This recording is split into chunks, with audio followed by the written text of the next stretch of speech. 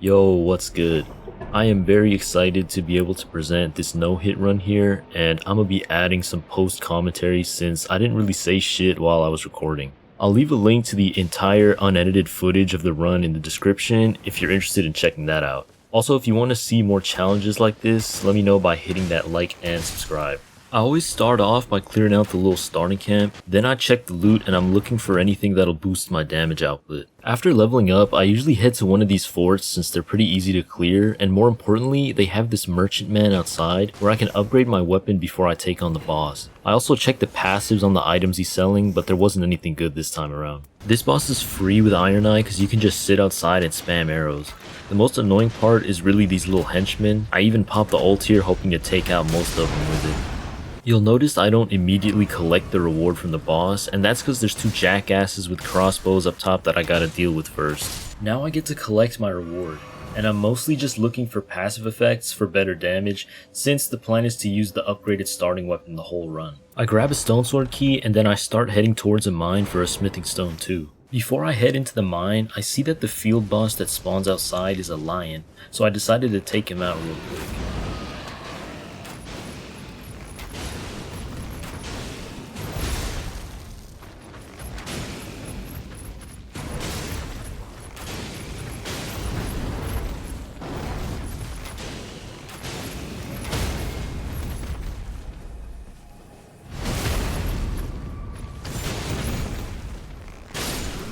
Now I start making my way into the mine. This mine in the northeast part of the map is really good for this challenge because if you stand in this tunnel right here, you can just shoot at the pumpkinhead dude and he doesn't even try to fight back.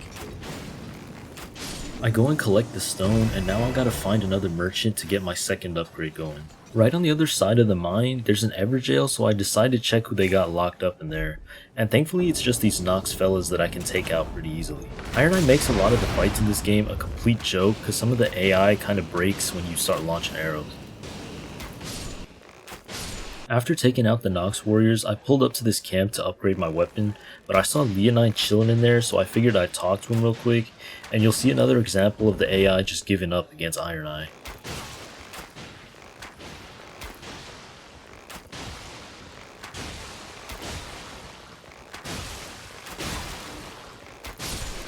And now I'm finally able to get the +2 weapon online. I went into the camp for some loot and ruins and almost got clipped by this bow dude. Look at that, complete bitch move. What kind of respectable person uses bows? Anyways, after exclusively using my bow to make a mockery of the game so far, it was time to take on the first real challenge in the Night 1 boss. I got some good RNG with what spawned. These crossbow guys were pretty much the biggest threat and they've definitely ended some of my runs in the past, but thankfully I didn't get sniped this time. But yeah, there's a lot of terrible shit that can pop out on Night 1 for no hit, so I was pretty happy to see these fellas. And of course, since it was these dudes, I knew Godric was gonna show up after.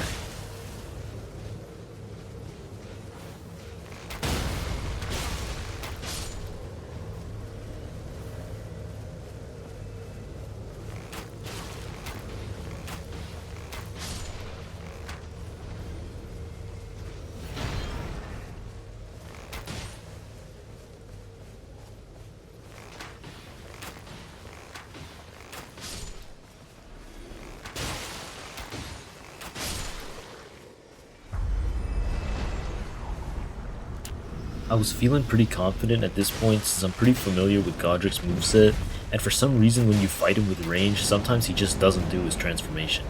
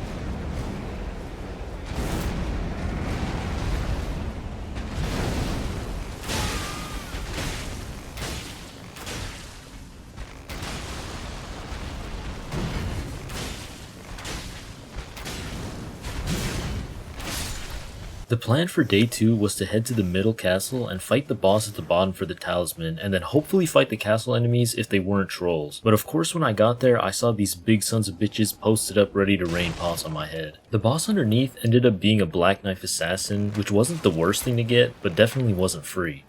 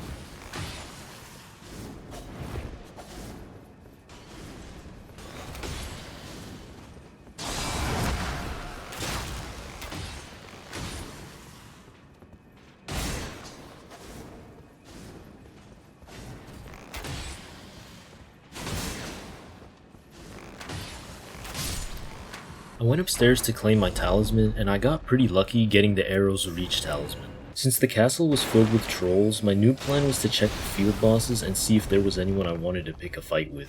I found a tree sentinel, and I thought I should thank him for introducing me to Elden Ring a couple years ago.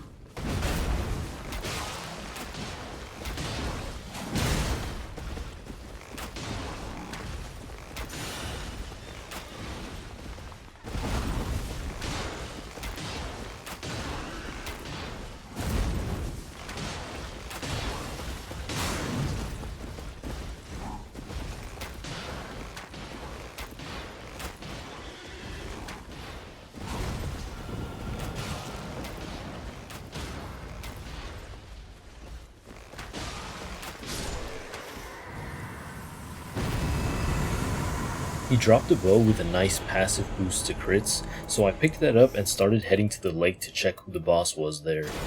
I got to the lake and saw a moose, so naturally I started shooting arrows at it.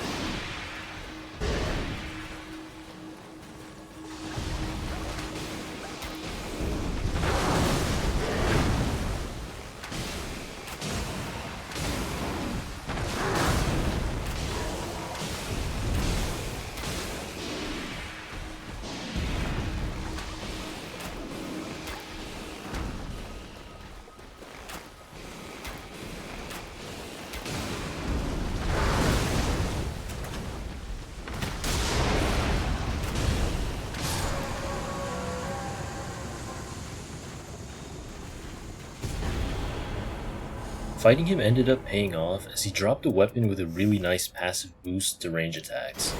Next up was the nearby Everjail where I unleashed a Dragonkin soldier.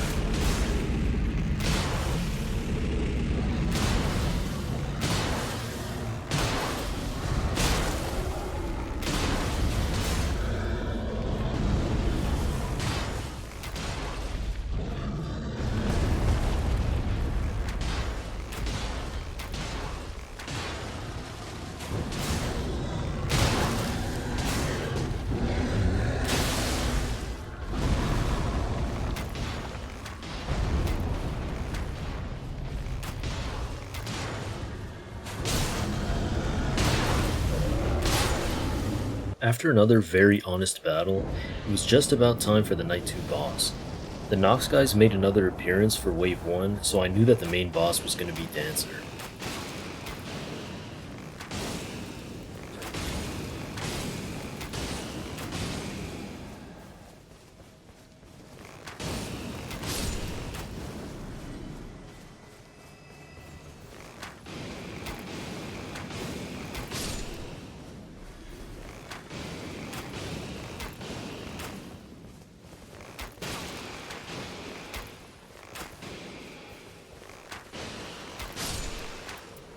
I actually was not very confident going into this fight since I've barely had any practice against her since Dark Souls 3, but thankfully Iron Knight carried me.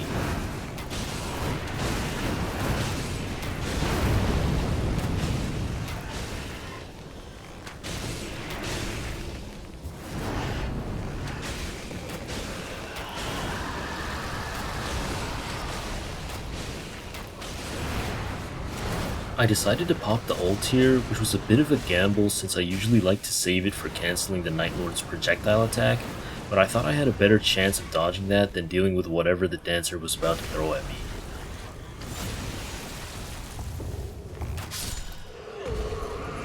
I picked up a chunky boost to physical attack, and now all that was left to do was handle the final boss. I pulled up to the arena, and of course I had to turn the music on for the cinematic finish. But yeah, here's the final fight, and I'm gonna go ahead and let myself from the past take it away from here.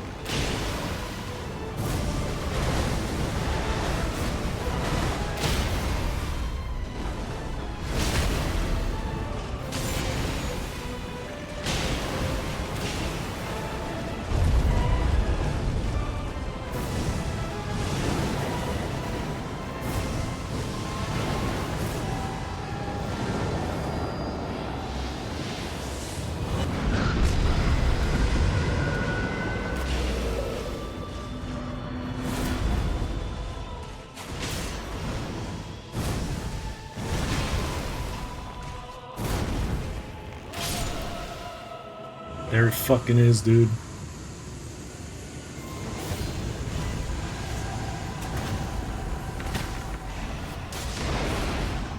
After how many fucking attempts? My heart is beating like crazy. Roll them fucking credits. Let's fucking go, bro.